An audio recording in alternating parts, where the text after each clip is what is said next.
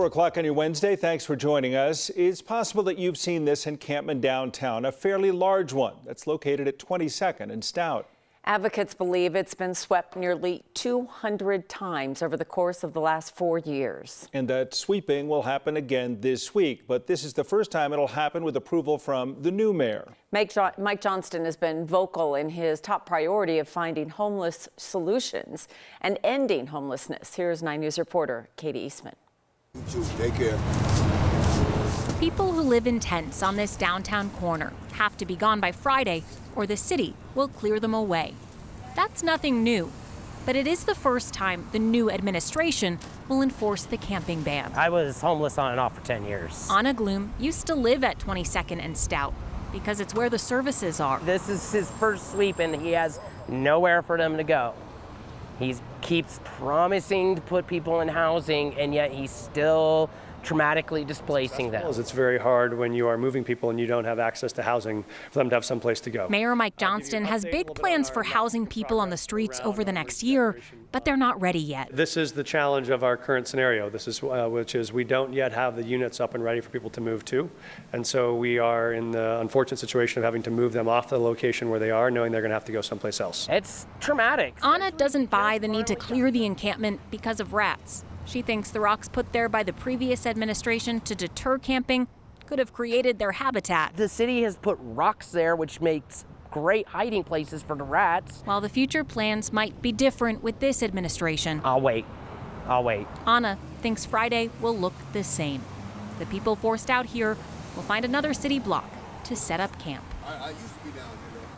Mayor Johnston said today every sweep that happens will be directly approved by him, and he plans to visit any encampment that he sweeps. He said he's going to 22nd and Stout tomorrow before those people are forced out on Friday. The mayor also said he'll look into that potential unintended consequence of all the rocks next to the sidewalks. This is what's going to be interesting about this is watching his plan as it goes into place, Katie, because it's the ambition of his plan, the promise to get things done so quickly that has most people, I think, paying attention. Yeah, never been done before anywhere else, so that's why Anna said she'll wait and see. All right, thanks, Katie. It's been an eventful week of weather. Today's excitement, a funnel cloud in Yampa. Yeah, we don't have that happen often. Lee Rushton from south of Steamboat Springs saw this a little before 2 this afternoon. She spotted some stormy skies and a funnel started to form. She said it wasn't there for long before the mountains broke it up, if you will. Let's take a look closer to town now, where we've seen a mix of sunshine, clouds, warm weather, and also some storms in the foothills. A chance for more of those storms during the evening drive. Hopefully nothing like we've been seeing over the past couple of days. That includes parts of Colorado seeing torrential rain yesterday, like in western Colorado, where Meeker got the most, more than 4.5 inches of rain. Berthoud got 1.7 inches, and strong wind, well, that hauled down some of the power lines and trees there. Conifer, Longmont, and Lyons all getting about 1.5 inches. Of course, when that rain fell, it was coming down fast, and it was a strong, strong rain. And some folks saw hail again, Kathy. It's been the summer of hail everything. And at night, storms at night. Oh my goodness, the light show at night is amazing. No matter where you are, you can see lightning, it feels like, across the state. Today, a little bit of a reprieve from some of the heavier storms, but scattered, slow-moving storms still out there, and the greatest threat will be that heavy rain over saturated soils, which could create flooding and some mudslides in the burn scar area. So we're kind of looking off to the east here. It's still dry in Denver and dry in Boulder, but I would count on at least a little bit of rain tonight. Now, the cloud covers help to bring temperatures down a bit. 84 in Denver, still 90s in southern Colorado and out across the western slope, and we're seeing those humidity values coming up. This is that tropical monsoon flow, that seasonal wind shift that allows for tropical moisture to feed into Colorado from the southwest. Steering winds aloft are weak, so the storms move slowly, tracking from the southwest to the northeast. Not much in the way of severe weather, it's just that heavy flooding rain. There is the potential for pea-sized hail, but again, it's a lot of water in a short amount of time, a bit of thunder, a bit of lightning as well. We'll see with Futurecast, these storms move through between between now and 6. I think the greatest chance for rain in Denver is between now and about 7:30. Skies will clear overnight. We do have a little impulse that's coming through during the overnight hours for the North Metro area, so some of you may wake up to a little bit of rain and thunder and lightning around 2-3 in the morning. We'll do this all over again tomorrow. So between now and about 9 o'clock, the chance for slow-moving storms and heavy rain, but comfortable temperatures. That's the upside here. Upper 70s and lower 80s as we move through dinner. And we've got that flood threat continuing right into the weekend, but the weekend looks cooler. And there is a day where we're going to see a break from all of these heavy thunderstorms. I'll break it all down with the extended forecast just ahead. So you're going to break it all down? I am. Break it down. I'm not going to break down, but I'm going to break it down. But all of it. You're going to break it all down? Yes. All right. All of They it will break be... it down at the end of football camp? Yeah. Yes. You can break it down at But the end she's of the day. breaking it all down, so Yep. it's different. Okay, that's And that's a different. little bit later. All right. Okay, thanks, Kathy. After a couple of days of rain, firefighters battling the low-lying fire expect fire activity to pick up. They're expecting warmer, drier days ahead with possible red flag conditions this weekend. The low-lying fire started burning a week ago near Crested Butte. It's burned about 1,700 acres, a little less than 3 square miles. 6 months now after a shooting that killed 2 teenagers, police have arrested 6 juveniles. The shooting happened in Falcon back in early February. It hurt 5 teenagers, and 2 of the victims, both teenagers, later died. The El Paso County Sheriff's Office said there were multiple persons of interest. They say the ages of the victims and the suspects complicated that investigation.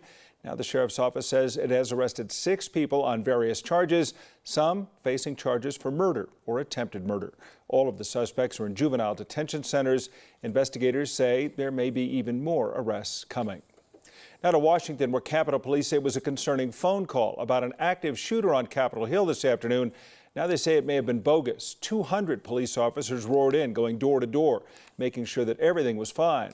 The Russell office building was evacuated and locked down. There was no active shooter. While there were many staffers on hand, lawmakers are out of Washington on their August recess. The active shooter concern comes as Washington, D.C. prepares for high security. Tomorrow, former President Donald Trump will appear in court just blocks from the U.S. Capitol. He's facing 4 counts of trying to overturn the 2020 presidential election. His allies and his rivals are weighing in. Here's NBC's Alice Barr. As Donald Trump grapples with becoming a 3-time indicted former president, the world is reacting to the latest historic charges, accusing Mr. Trump of conspiring to overturn an election he had lost, ultimately culminating in the January 6th Capitol attack. It was fueled by lies. Lies by the defendant, targeted at obstructing a bedrock function of the U.S. government. The federal indictment charges the former president with conspiracy to defraud the United States, conspiracy to obstruct an official proceeding as Congress certified the election results, and conspiracy against the right to vote and have that vote counted. The indictment alleges that former President Trump spread lies that he had actually won the election, but that, quote, these claims were false and the defendant knew that they were false. Former President Trump adamantly denies wrongdoing in a new fundraising push, saying, quote, Biden's weaponized Department of Justice is trying to jail me for life as an innocent man. His legal team forming a free speech defense. It's the first time that a sitting president is attacking a political opponent on First Amendment grounds and basically making it criminal to state your position. The indictment spells out that Mr. Trump had a right to speak and even to lie about the election results, but the charges are centered on his alleged actions. Pressuring Mike Pence, gathering false slates of electors. Mr. Trump's former Vice President Mike Pence, now a campaign rival, weighing in today. President Trump asked me to put him over the Constitution, but I chose the Constitution. As Americans prepare to vote for their next president and watch the Republican frontrunner appear in court this Thursday. In Washington, Alice Barr, NBC News. We turn now to the Denver Bronco defensive lineman, who's already been suspended by the NFL for gambling, is now facing criminal charges as well. The Des Moines Register reporting that Ioma Uwazurike bet on 2 Iowa State games that he played in during the 2021 season. And that investigation found that he also made 32 bets on Broncos players and games last season, including betting on 5 Bronco games. A criminal complaint said he also tampered with records. Of course, it was last week that the NFL suspended him for all of this season. Much more on Uwazurike and Russell Wilson's struggles at training camp coming up a little bit later when we're joined by Mike Kliss. A popular concert venue in Denver is taking steps to stop drug overdoses. This week, Mission Ballroom posted a picture on their Instagram page saying they are partnering with Keep the Party Safe to install emergency kits with doses of naloxone inside the venue. AEG Presents, the concert promoter at Mission and other venues around Denver, says this partnership isn't just about keeping concert goers safe, it's about helping them learn more. I also think more than anything, it's starting that conversation. People are going home and being like, "Oh, did you see that they've got naloxone on site?"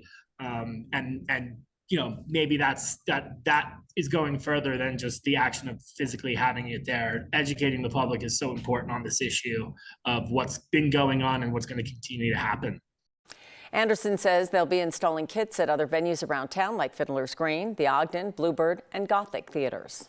Goodwill is now saying that it's too soon to tell if closing all of its fitting rooms has cut down on problems inside of its stores. Goodwill announced back in June that it was permanently closing all of the dressing areas at all of its 42 stores in Colorado.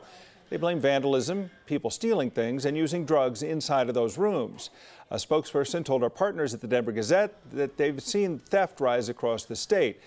They said in January there were 99 reported thefts, but that went up to 187 in May. So far, they are not sure if closing the dressing rooms, though, has made any impact.